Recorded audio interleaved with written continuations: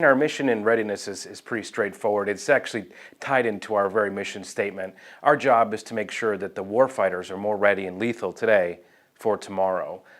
Specifically, we focus on enterprise mission requirements, conducting modeling and simulation related studies and analysis, collaborating with our Team Orlando partners, and basically making sure that we're on the cutting edge of innovation.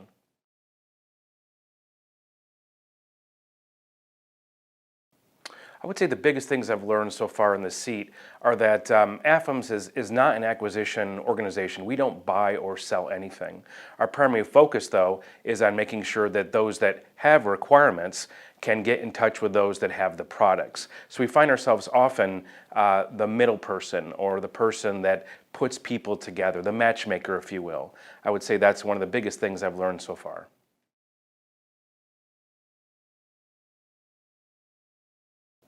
On the horizon, there's a few challenges. The first and foremost is that we need to prepare the warfighter for any fight, anytime, anywhere. And that's a pretty massive undertaking. How can you foretell what the future is going to hold with any real certainty?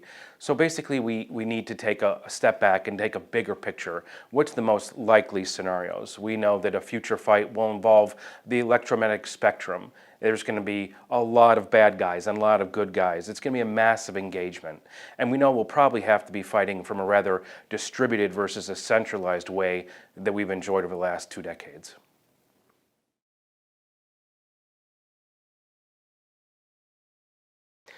There's several programs in the works that I'm very excited about because I think it's going to pay huge dividends for the warfighter. The first is creating a training simulation toolkit that will be very useful for the Block 20 Air Operations Center as that becomes fully operational capable, and we need to train airmen on that new capability.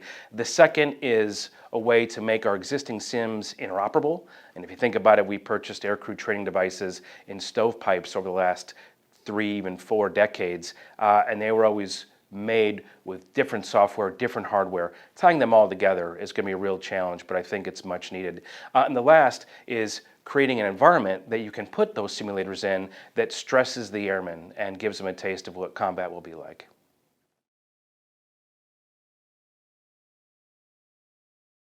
I think there's a lot of opportunities to collaborate with our other Team Orlando partners, both academia, services, and industry, most notably creating or helping to create that common environment that we know we're going to need. The future fight won't be a single service or even a single nation. It's going to require all of our services working together, so we need to start working on interoperability now in an environment that we can all share. All right, a fact about me that's not on my LinkedIn or my bio. Growing up in the 90s, I became a huge fan of comic books, started collecting Spider-Man, Iron Man, had a pretty good collection going there for a while, and then had to stop because it just became too inexpensive of a hobby.